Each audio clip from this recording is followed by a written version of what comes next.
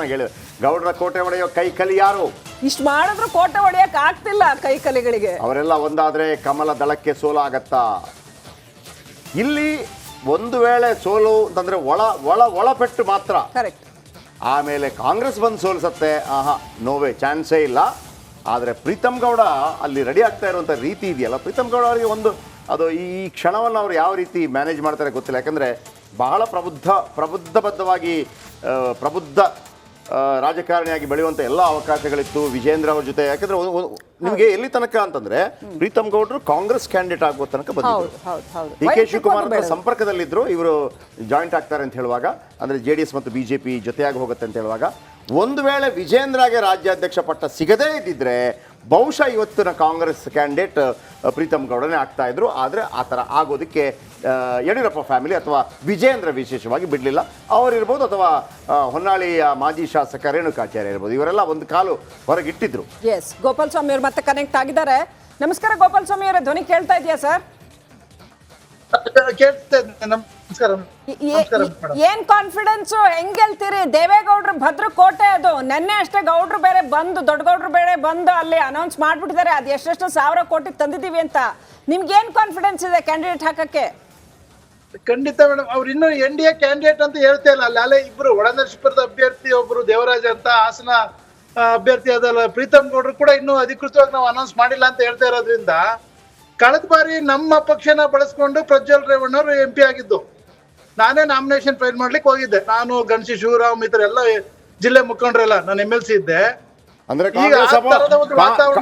ಅಲ್ಲ ಗೋಪಾಲ್ ಸ್ವಾಮಿ ಅವರೇ, ನಿಮ್ಮ ಪ್ರಕಾರ ಕಾಂಗ್ರೆಸ್ ಕಳೆದ ಬಾರಿ ಸಪೋರ್ಟ್ ಕೊಟ್ಟಿಲ್ಲ ಅಂತಂದ್ರೆ ಸೋತೋಗ್ಬಿಡ್ತಿದ್ರಾ? ಖಂಡಿತ 100% ಸೋತ. ಮತ್ತೆ 27 ಜಾಗದಲ್ಲಿ ಮತ್ತೆ 27 ಜಾಗದಲ್ಲಿ ಸೋತ್ರಿ ನೀವು. ನಾವೆಲ್ಲ ಸೋತಿರ್ತಕ್ಕಂಥ, ನಾನು ಕೂಡ MLA 6,500 ಸಾವಿರ, ಅದು ಓಕೆ. ಈಗ ನನಗನ್ಸುತ್ತೆ ನೀವು ಮಾತ್ರ ಪಾಪ ಕೆಲಸ ಮಾಡಿದ್ದು JDS ಕಾಂಗ್ರೆಸ್ ಪರವಾಗಿ ಮೈತ್ರಿಯಲ್ಲಿ. 27 ಲೋಕಸಭಾ ಕ್ಷೇತ್ರದಲ್ಲಿ ಯಾರು ಮಾಡಿಲ್ವಾ? ಮೈತ್ರಿ ವರ್ಕೌಟ್ ಆಗಿಲ್ವಾ ನಿಮ್ದು ಆ ಟೈಮಲ್ಲಿ? ಎಲ್ಲ ಮೋಸ ಇಲ್ಲ, JDS ಹೊಂದಾಣಿಕೆನೇ ನಮಗೆ ಸಮಸ್ಯೆ ಆಗಿದೆ. ಈ ಬಾರಿ ಅದು BJPಗೂ ಅದೇ ಆಗುತ್ತೆ. ಇಲ್ಲಿ ಏನಾಗ್ತದೆ ಸರ್, ಈಗ ಕಳೆದ ಬಾರಿ ನಾವ್ ಏನ್ ಪನಿಷ್ಮೆಂಟ್ ಆಗಿದೆ ಅದು ಸೇಮ್ ಮೆಥಡ್ ಆಗುತ್ತೆ ನಮ್ಗೆ. BJP ಖುಷಿ ಆಗ್ತಾ ಇದೆ ಅವ್ರ ಮೈತ್ರಿ ನೋಡಿ. ಖಂಡಿತ ಈ ಬಾರಿ ಅದ್ ನಾವ್ ಏನಾಗಿದೆ 28 ಗೆಲ್ಬೇಕು ಹೋಗ್ತಾರೆ, ಅವ್ರು 28 ಸೋಲ ವಾತಾವರಣ ಇದೆ. ನಮ್ ಕಾಂಗ್ರೆಸ್ ಹಾಸನನೇ ಪ್ರಥಮ ರಿಸಲ್ಟ್ ಬರುತ್ತೆ, ಇದು ಇತಿಹಾಸ ಆಗ್ತದೆ. ನಿಮಗೆ ಓಟ್ ಯಾಕಾಗಬೇಕು ಅಂತ ನೀವು ಹೇಳ್ಬೇಕಲ್ಲ. ಪ್ರಜ್ವಲ್ ರೇವಣ್ಣ 5 ವರ್ಷದಿಂದ ಯಾವ ಕ್ಷೇತ್ರಕ್ಕೆ ಬಂದಿಲ್ಲ, ಈಗ 3 ತಿಂಗಳಿಂದ ಬಂದು MP ಅಂತ ಜನಕ್ಕೆ ಮುಖ ತೋರಿಸ್ತಾ ಇದ್ದಾರೆ. 5 ವರ್ಷ ನಿಮ್ಮ ಯಾವ MP ಅಭ್ಯರ್ಥಿಯಲ್ಲಿ ಪ್ರಜ್ವಲ್ ರೇವಣ್ಣ ಕೆಲಸ ಮಾಡಿಲ್ಲ ಅಂತೇಳಿ ಹೋರಾಟ ಮಾಡಿದ್ದಾರೆ. ನೀವು ಅವರ 3 ತಿಂಗಳಾದ್ರೆ ನೀವು 2.5 ತಿಂಗಳಿಂದ ಬಂದಿರ್ತೀರಿ. ಈಗ 4 ಜನ ಬಂದು ನೀವೆಲ್ಲಿ ಹೋರಾಟ ಮಾಡಿದ್ರೆ ಹೇಳಿ ನೋಡೋಣ, ಹೇಳಿ ನೋಡೋಣ. ಹೇಳಿ. ನಾವು 1 ವರ್ಷದಿಂದ ನಿರಂತರವಾಗಿ ಕೆಲಸ ಮಾಡ್ತಾ ಇದೀವಿ. ಸೋತ ಅಭ್ಯರ್ಥಿಗಳು ಇರ್ಬೋದು, ಗೆದ್ದಂತ ಶಿವಲಿಂಗೇಗೌಡರು ಇರ್ಬೋದು, ಈಗೇನ್ ತುಮಕೂರು ಜಿಲ್ಲೆ ರಾಜಣ್ಣ ಅವರು ಇದ್ರು, ಅಲ್ಲಿಂದ ಬಂದು ನಮ್ ಜಿಲ್ಲೆ ನಾಯಕರು ಇದ್ರು, ಕ್ಯಾಪ್ಟನ್. ಹಾಗಾಗಿ ಈ ಸಾರಿ ಒಳ್ಳೆ ವಾತಾವರಣ ಸೃಷ್ಟಿಯಾಗಿದೆ. ಮೊನ್ನೆ ಒಂದು ಕಾರ್ಯಕ್ರಮ ಸಿದ್ದರಾಮಯ್ಯ DK ಶಿವಕುಮಾರ್ ಗೋಪಾಲ್ ಸ್ವಾಮಿ ಅವರೇ, ಜನ ಏನ್ ಹೇಳ್ತಾರೆ ಗೊತ್ತಾ? ನೀವ್ ಇದೆಲ್ಲ ಮಾಡ್ತಾ ಇರೋದು ಅಲ್ಲಿಗೆ ಹಾಸನಕ್ಕೆ ಏನೋ ದೊಡ್ಡ ಅಭಿವೃದ್ಧಿ ಮಾಡ್ಬೇಕು ಅಂತ ಅಲ್ಲ, ಒಟ್ಟಲ್ಲಿ ಗೌಡ್ರ ಕುಟುಂಬ ಸೋಲಿಸ್ಬೇಕು ಅಂತ. ಅಲ್ಲಿ ಸೇರ್ಕೊಂಡು ಚೆಲುವರಾಯಸ್ವಾಮಿ ಅವರು, DK ಸುರೇಶ್ ಅವರು ಅಥವಾ KN ರಾಜಣ್ಣ ಅವರು ಎಲ್ಲರೂ ಮಾಡ್ತಾ ಇರೋದು ಗೌಡ್ರ ಕುಟುಂಬನ ಸೋಲ್ಸ್ಬೇಕು ಅಂತ ಮಾತ್ರ ಅಂತ ಆರೋಪ. ಆಲ್ರೆಡಿ ಅವರು ಅಲ್ಲಿ 1400 ರಾಜಣ್ಣ ತುಮಕೂರಲ್ಲಿ ಸೋಲಿಸಿದ KN ರಾಜಣ್ಣ ದೇವೇಗೌಡರನ್ನ ಓಪನ್ ಆಗಿ ಹೇಳಿದ್ದಾರೆ, ಬಸವರಾಜ್ ಹೇಳಿದ್ದಾರೆ ನನಗೆ ಅವನ ಮೇಲೆ ಋಣ ಇದೆಯಪ್ಪ ಅಂತ ಹೇಳಿ. ಏನ್ ಮಾತಾಡ್ತೀರಿ ಗೋಪಾಲ ಸ್ವಾಮಿ ಅವರೇ? ನೀವು ಒಳಪೆಟ್ಟು ಕೊಡೋರು ನೀವು ಹೇಳಿ. ನಮ್ಮ ಜಿಲ್ಲೆ ಗ್ಯಾರಂಟಿಗಳು ಕೊಟ್ಟಿರ್ತಕ್ಕಂಥದ್ದು ನಮ್ಮ ನಾಯಕರಾದ ಸಿದ್ದರಾಮಯ್ಯ ಅವರು ಇವಾಗ ಏನು 1 ವರ್ಷದ ಇದೆ, ಜನದ ವಾತಾವರಣ ಚೆನ್ನಾಗಿದೆ. ಅವರು ಏನಂದ್ರೆ ನಾವು ಬರ್ಲಿಲ್ಲ ಸಿದ್ದರಾಮಯ್ಯನವರು, ಯಾಕೆ ಬರ್ಲಿಲ್ಲ ಹಾಸನಕ್ಕೆ? ಅದು ಕಳೆದ ಬಾರಿ ಆಗಿದೆ, ನಿಜನೇ, ನಾವು ಒಪ್ಕೊಂತೀವಿ. ಈಗ ಈ ಬಾರಿ ಬಂದು ಎಲ್ಲ ನಮ್ ಸಿದ್ದರಾಮಯ್ಯನವರು DK ಶಿವಕುಮಾರ್ ಸ್ಪಷ್ಟವಾಗಿ ಮನೆ ಸರ್ಕಾರಿ ಕಾರ್ಯಕ್ರಮ ಆದ್ರೂ ಇಂಡೈರೆಕ್ಟ್ ನಮ್ಮ ಪಕ್ಷದ ಬೆಂಬಲಿಸಿಕ್ ನಮ್ಮೆಲ್ಲ ಮುಖಂಡರು ಕರೆದು ಹೇಳಿದ್ದಾರೆ. ನಮ್ಮಲ್ಲಿ ಯಾವುದೇ ಕೂಡ ಗೊಂದಲ ಇಲ್ಲ, ಒಮ್ಮತದ ಅಭ್ಯರ್ಥಿಯಾಗಿ 2-3 ಜನ. ಗೋಪಾಲ್ ಸ್ವಾಮಿ ಅವರೇ, ನಿಮಗೆ ಸಿಗೋದಕ್ಕಿಂತ ಈಸಿಯಾಗಿ HD ರೇವಣ್ಣ ಅವರಿಗೆ ಸಿದ್ದರಾಮಯ್ಯನವರು ಸಿಗ್ತಾರೆ, ನಿಮ್ಮ ನಾಯಕರಿಗೆ ಸಿಗ್ತಾರೆ ಇಲ್ಲೋ ಗೊತ್ತಿಲ್ಲ. ಪಾಪ B ಶಿವರಾಮ್ ಬಾಯಿಗೆ ಬಂದಂಗ್ ಬೈದ್ರು ಮೊನ್ನೆ. B ಶಿವರಾಮ್ ಬಾಯಿಗೆ ಬಂದಂಗ್ ಬೈದ್ರು ಅದ್ರ ಮೇಲೆ. ರೇವಣ್ಣನ ಮತ್ತೆ MP ಮಾಡ್ಬೇಕು, ಅವ್ರು ಯಾರ ಮನೆಗಾರು ಹೋಗಿ ಕಾಲಿಡಿತಾರೆ ಸರ್. ನಾನು ಇಲ್ಲ ಅಂತ ಏನ್ ಹೇಳಲ್ಲ ರೇವಣ್ಣರ ಬಗ್ಗೆ.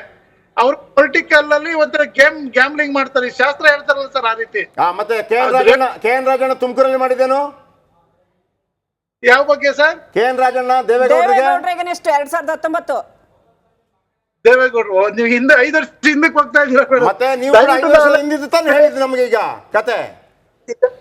ಈಗ ಅವರು KN ರಾಜಣ್ಣ ಮನೆಗೆ ಹೋಗಿ, ಈಗ ರೇವಣ್ಣ ಹಾಸನದಲ್ಲಿ ಚುನಾವಣೆ ನಿಂತ್ಕೊಂಡು ನಮ್ಮನೆ ಪ್ರತಿಯೊಂದು ಕಾಂಗ್ರೆಸ್ ಮುಖಂಡರು ಮನೆಗೆ ಬಂದು ಕೈಕಾಲಿ ಮುಗಿದ್ರು. ಒಂದು ಕೊನೆಯದಾಗಿ ಹೇಳಿ, ಈಗ ಶ್ರೇಯಸ್ ಪಟೇಲ್ ಕೊಟ್ರೆ ಓಕೆನಾ ನಿಮ್ಮ ಪ್ರಕಾರ? ಖಂಡಿತ ಹೈಕಮಾಂಡ್ ಯಾರನ್ನೇ ಕೊಟ್ಲಿ 1 ಲಕ್ಷಕ್ಕೂ ಹೆಚ್ಚಿಗೆ ಮತದಿಂದ ಗೆಲ್ತೀವಿ.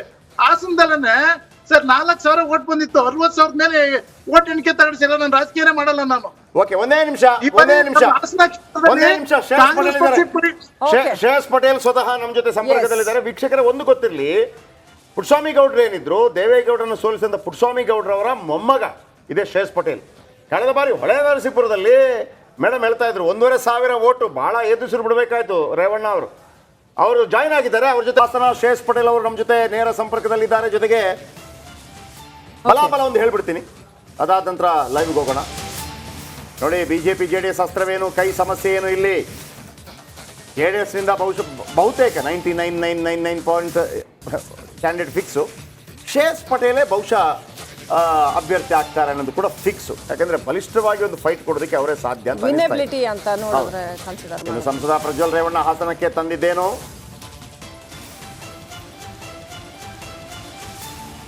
ಓಕೆ, ಶ್ರೇಯಸ್ ಪಟೇಲ್ರು ನಮ್ಮೊಂದಿಗೆ ನೇರ ಸಂಪರ್ಕದಲ್ಲಿದ್ದಾರೆ. ಶ್ರೇಯಸ್ ಪಟೇಲ್ರೇ, ಕಳೆದ ಬಾರಿ HD ರೇವಣ್ಣ ಅವರಿಗೆ ಒಂದು ರೀತಿಯಲ್ಲಿ ಎದುರಿಸಿ ಬಿಡೋಂಗೆ ಮಾಡಿದ್ದೀರಿ. ಈಗ ನೀವು ಒಂದು ವೇಳೆ ಅಭ್ಯರ್ಥಿ ಆದರೆ, ಇನ್ನೂ ಫಿಕ್ಸ್ ಆಗಿಲ್ಲ, ಬಹುತೇಕ ನೀವು ಅಂತ ಹೇಳ್ತಾ ಇದ್ರೆ, ಗೊತ್ತಿಲ್ಲ ನಮಗೆ, ಏನು ಇಟ್ಕೊಂಡು ಹೋಗ್ತೀರಿ ನೀವು ಜನರ ಮುಂದೆ? ಸಾಧ್ಯ ಇದೆಯಾ? ಫಸ್ಟ್ ಆಫ್ ಆಲ್ ದೇವೇಗೌಡರ ಕೋಟೆ ಒಂದು, ಆಮೇಲೆ BJP ದೊಡ್ಡ ಸಪೋರ್ಟ್ ಮಾಡ್ತಾ ಇದೆ, ಹೆಂಗೆ ಅಂತ ನಿಮ್ಮ ಚುನಾವಣಾ ಸಬ್ಜೆಕ್ಟ್ ಏನು ಹಾಸನದಲ್ಲಿ ಶ್ರೇಯಸ್ ಅವರೇ?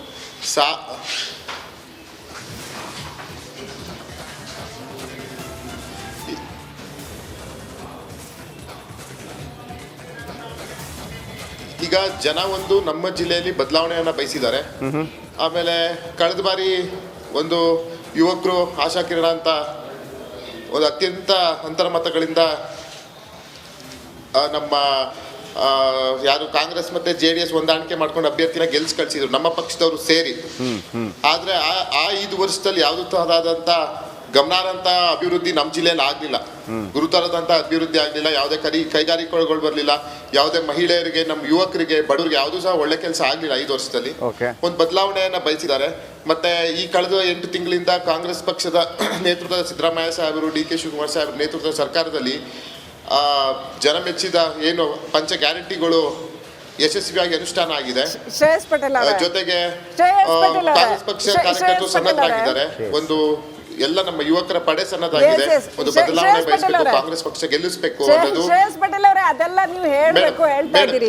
ಸರಿ, ನಮಸ್ತೆ ಮೇಡಮ್. ನೆನ್ನೆ JP ಶೆಟ್ಟಿ ಅವರು ಒಂದು ಮಾತು ಹೇಳ್ತಾ ಇದ್ರು, ಆದ್ರೆ ಎಲ್ರಿಗೂ ಅಪ್ಲೈ ಆಗುತ್ತೆ ಅಂತಲ್ಲ, ಇದು ಸುಮ್ನೆ ಒಂದ್ ಮಾತು ಹೇಳ್ತಾ ಇದ್ರು. ಕೆಲವೊಮ್ಮೆ ಯಾರ್ದಾದ್ರೂ ಪೊಲಿಟಿಕಲ್ ಕರಿಯರ್ ಫಿನಿಶ್ ಮಾಡ್ಬೇಕು ಅಂತ ಆದ್ರೆ ಅವ್ರಿಗೆ ಲೋಕಸಭಾ ಟಿಕೆಟ್ ಕೊಟ್ಬಿಡ್ತಾರೆ ಅಂತ. ಅಂದ್ರೆ ಇದು ಒಂದು ರಾಜಕೀಯ ಮರ್ಮ. ವಿಧಾನಸಭಾ ಇಸ್ ಡಿಫ್ರೆಂಟ್. ನಿಜ, ವಿಧಾನಸಭಾ ಫೈಟ್ ಚೆನ್ನಾಗಾಯ್ತು, ಅದೆಲ್ಲ ಸರಿ, ದಟ್ ಇಸ್ ಡಿಫ್ರೆಂಟ್. ಬಟ್ ಫಸ್ಟಿಗೆ ಮೊದಲೇ ಹೊಡೆದು ಮನೇಲಿ ಕೂರಿಸ್ಬೇಕು ಅಂತಂದ್ರೆ ಲೋಕಸಭಾ ಕೊಟ್ಬಿಡ್ತಾರೆ ಅಂತ. ಎಲ್ಲಾದ್ರೂ ಶ್ರೇಯಸ್ ಪಟೇಲ್ ಅವರಿಗೆ ಹಂಗಾಗ್ಬಿಡತ್ತ?